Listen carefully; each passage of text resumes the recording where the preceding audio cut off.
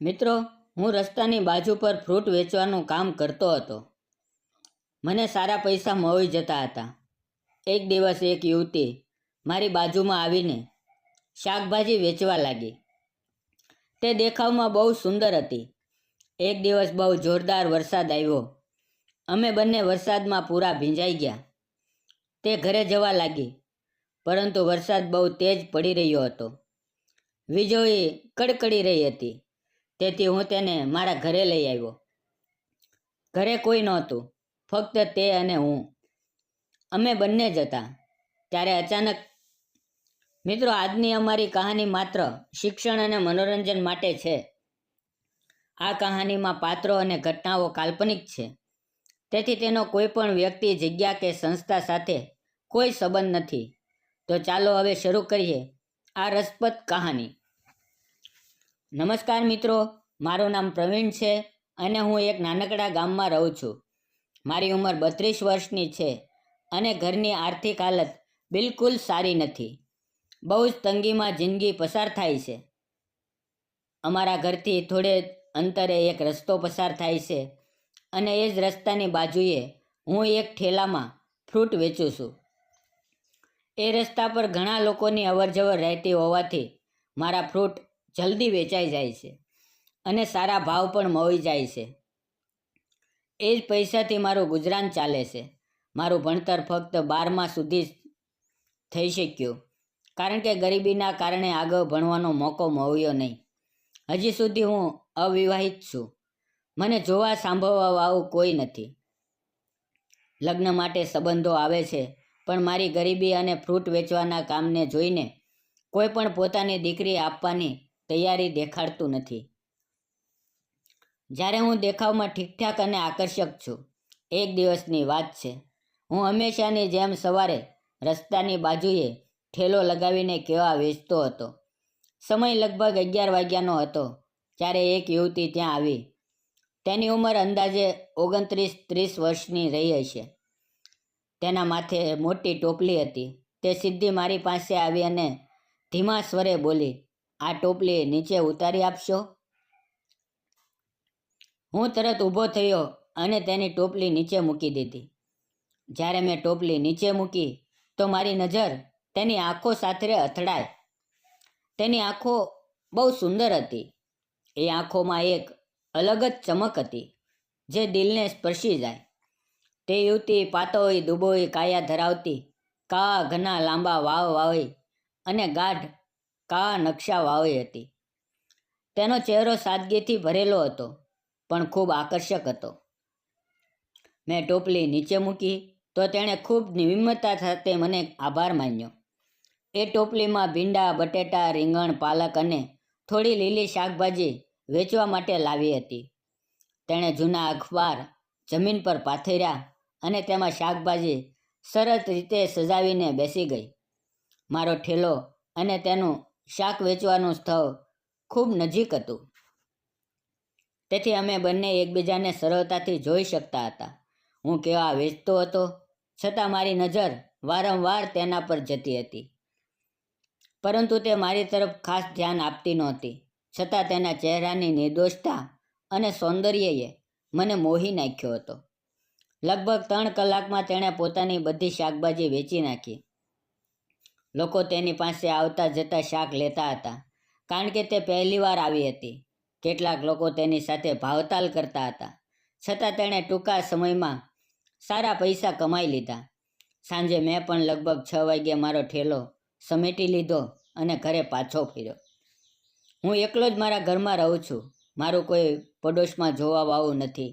મારું ઘર ફક્ત 2 ઓરડાનું છે અને ઠેલાની જગ્યા પરથી બહુ દૂર નથી.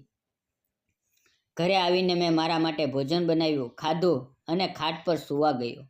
પણ એ રાત્રે આંખો બંધ થતાં જ વારંવાર એ યુવતીનો ચહેરો સામે આવી જતો હતો. તેની આંખોની ચમક, તેનું સ્મિત અને તેનો સુંદર ચહેરો મને ખૂબ ગમતો હતો. બીજે દિવસે સવારે હું વહેલો ઉઠીને ફરી ઠેલો લગાવવા ગયો. લગભગ 11 વાગ્યે એ જ યુવતી ફરી ટોપલો માથે લઈને આવી. હું તરત ઊભો થયો, તેની ટોપલી નીચે મૂકી દીધી. આ વખતે અમારી નજરો મળી અને હળવા સ્મિત સાથે અમે એકબીજાને જોવા લાગ્યા. લાગતું હતું કે જાણે હવે અમારી થોડીક ઓળખાણ થઈ ગઈ હતી અને કાલની સરખામણીમાં આજે અમે વધુ નજીક આવી ગયા હતા. મેં વાત શરૂ કરી અને પૂછ્યું, તમે કોણ છો? મેં તમને અહીંયા પહેલાં ક્યારેય નથી જોયા. હું તો આ ગામનો જ રહેવાસી છું, પણ તમને પહેલી વાર જોઈ રહ્યો છું. તે સ્મિત સાથે બોલી, હું નજીકના ગામમાં રહું છું અને મારું નામ રૂપાલી છે. હું મારા માતા પિતા સાથે રહું છું. અમારી પાસે થોડી ખેતીનું કામ છે અને હું એમાંથી ઉગાવેલી શાકભાજી વેચવા માટે લાવું છું. મેં હિંમત કરીને પૂછ્યું, તો તમે માતા પિતાની સાથે જ રહો છો? તમારા હજી લગ્ન નથી થયા? આ સાંભળતા જ તે થોડી લજાઈ ગઈ અને થોડી શરમાઈ અને નજરો ઝુકાવી દીધી. એ પળે તેની આંખોમાં એક અજીબ લાજ અને સંકોચ હતો, જેથી મારું દિલ તેની તરફ વધુ ધબકવા લાગ્યું. તેણે ધીમે સ્મિત સાથે કહ્યું, મારું નામ રૂપાલી છે. 5 વર્ષ પહેલાં મારા લગ્ન થઈ ગયા હતા, પણ મારા પતિનું બીમારીને કારણે અવસાન થઈ ગયું. ત્યારબાદ મારા માતા પિતા મને પાછી ઘરે લઈ આવ્યા. એ સમયે હું ખૂબ એકલી થઈ ગઈ હતી. મને એવું લાગતું હતું કે જાણે જિંદગી પૂરી થઈ ગઈ હોય. પણ ધીમે ધીમે હવે મેં પોતાને સંભાળી લીધી છે. મારે કોઈ સંતાન નથી. આ સાંભળીને મને અંદરથી બહુ દુઃખ થયું. હું તરત બોલ્યો, સોરી, મારો ઈરાદો તમને દુઃખ આપવાનો નહોતો. તે બોલી, ના, તેમાં માફી માંગવાની વાત નથી. તમે કાંઈ ખોટું કહ્યું નથી. પછી તેણે સ્મિતથી પૂછ્યું, તમે તમારા વિશે થોડુંક કહો. મેં કહ્યું, અહીં નજીકમાં જ મારું ઘર છે. હું એકલો જ છું. લગભગ 10-11 વર્ષ પહેલાં મારા માતા પિતાનું અવસાન થઈ ગયું. મારું નામ પ્રવીણ છે અને છેલ્લા 4 વર્ષથી હું કેળા અને બીજા ફ્રૂટ વેચું છું. એમાંથી સારી કમાણી થઈ જાય છે. તેણે ઉત્સુકતાથી પૂછ્યું, તમારા લગ્ન નથી થયા હજી સુધી? હું હસીને બોલ્યો, હજી સુધી નથી થયા. સંબંધો જોવાનો ચાલુ છે. એ રીતે અમારી ધીમે ધીમે વાતો શરૂ થઈ. ત્યારે વચ્ચે એક ગ્રાહક તેની પાસે આવ્યો. તેણે શાક વેચી દીધું અને ફરી અમે વાતચીત શરૂ કરી. અમે બંને યુવાન હતા અને એ કારણે અમારી વચ્ચે એક અજાણ્યું આકર્ષણ પેદા થવા લાગ્યું. બપોર થતાં તેની મોટાભાગની શાકભાજી વેચાઈ ગઈ, ત્યારે મેં પણ તેની પાસેથી થોડીક શાકભાજી ખરીદી.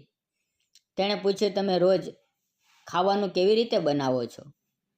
મેં કહ્યું, હું મારા હાથથી જ બનાવું છું. તે આશ્ચર્યથી બોલી, તમને બધું આવડે છે? મેં હસીને કહ્યું, હા, આવડે છે.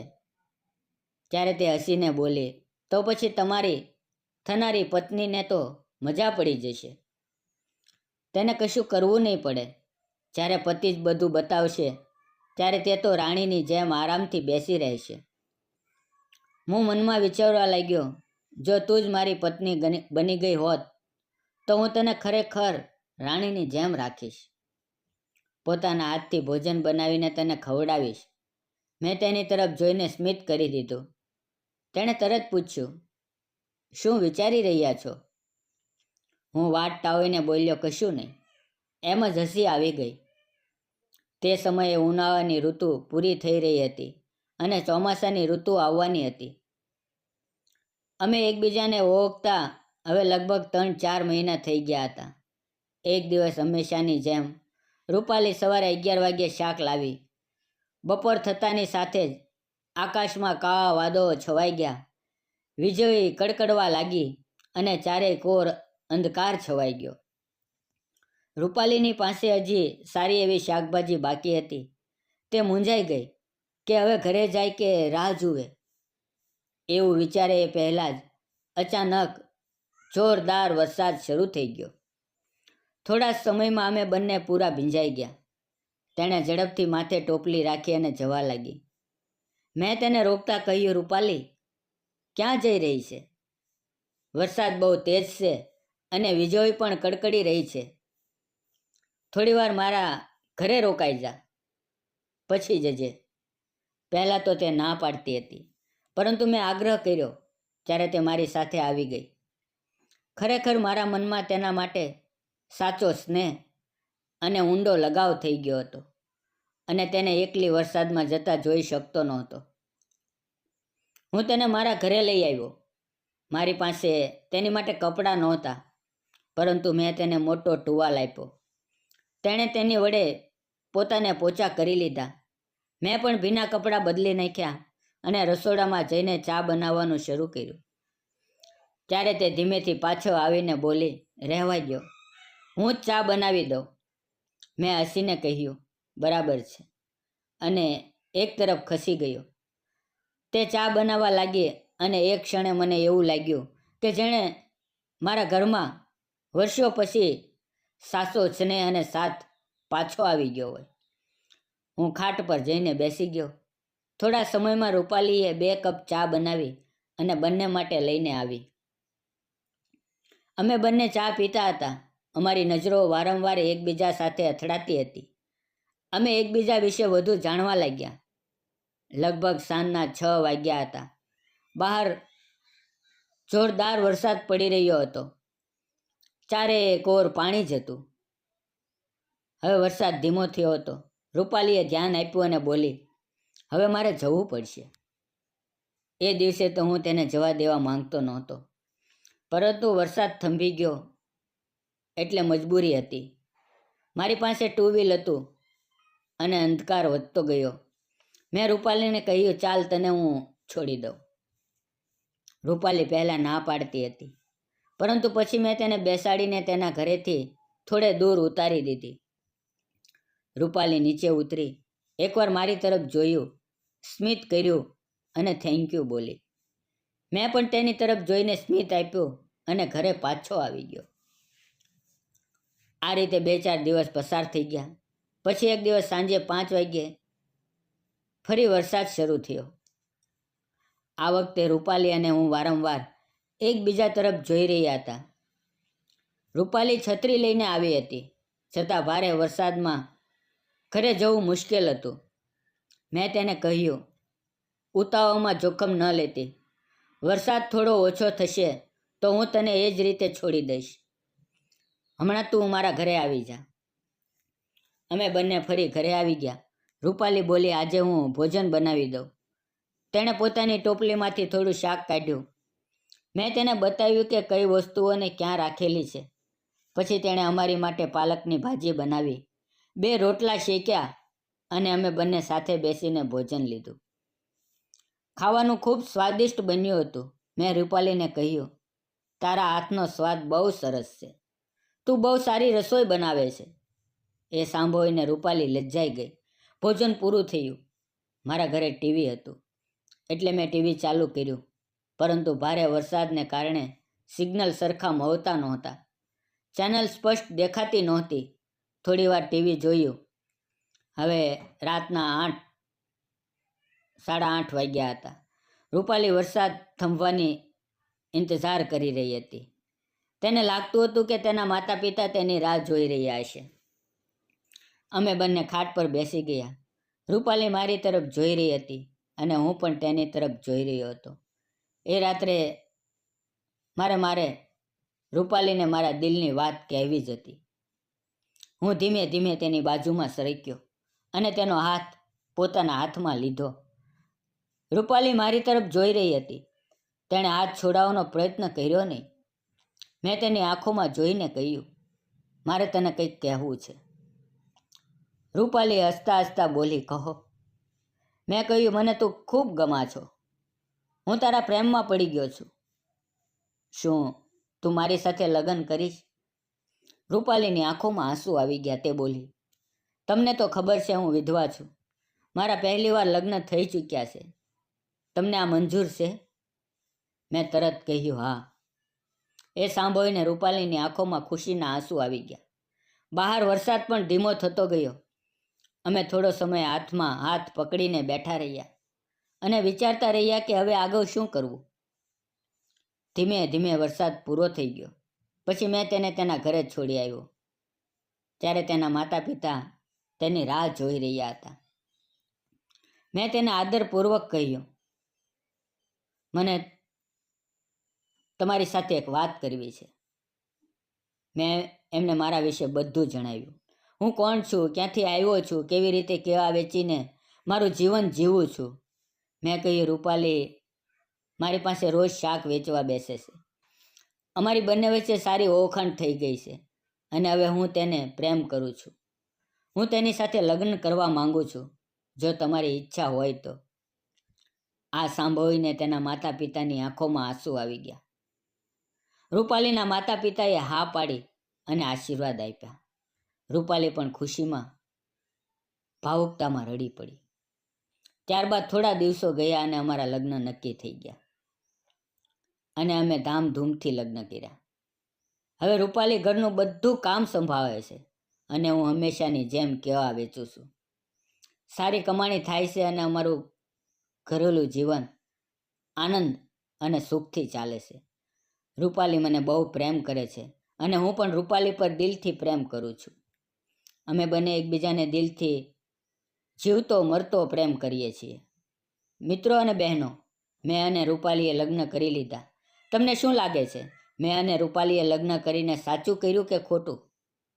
તમારો મત અમને જરૂર જણાવજો. જીવનમાં પ્રેમ અને અપનાવ એ જાતિ, પરિસ્થિતિ કે ભૂતકાળને નથી જોતો. ક્યારેક કોઈ અચાનક તમારા જીવનમાં આવે છે, દિલમાં સ્થાન બનાવી લે છે અને તમને એકલતામાંથી બહાર કાઢી લે છે. પ્રેમ ક્યારેય ફક્ત સૌંદર્ય કે ધન પર ટકેલો નથી, પરંતુ માણસના સ્વભાવ, આત્મીયતા અને વિશ્વાસ પર ટકે છે. જેથી દરેક દિલ સાચા પ્રેમથી જોડાય છે. ત્યારે સમાજની વાતો મહત્વની નથી રહેતી, ફક્ત બે દિલોના જોડાણનું મહત્વ રહે છે. મિત્રો, તમને આ કહાની કેવી લાગી? જો સારી લાગી હોય તો વિડીયોને લાઇક, શેર અને ચેનલને સબસ્ક્રાઈબ કરવાનું ભૂલશો નહીં. ફરી મળશું આવતીકાલે એક નવી વાર્તાની અંદર. અને મિત્રો, તમે મારા વિડીયો ખૂબ પ્રેમથી જુઓ છો તે બદલ આપ સૌ મિત્રોનો ધન્યવાદ. એક ગુજરાતી મિત્ર તરીકે હું તમારો દિલથી ધન્યવાદ માનું છું. કૃપા કરીને આવી જ રીતે તમારો પ્રેમ અમને આપતા રહેજો, જેથી કરીને નવી નવી વાર્તાઓ બનાવવાની મને પ્રેરણા મળે છે. ધન્યવાદ મિત્રો. ફરી મળીએ આવતીકાલે. આવતીકાલનો વિડીયો જોવાનું ચૂકશો નહીં. ખૂબ જ મજેદાર વિડીયો લઈને આવીશ. ત્યાં સુધી આવજો.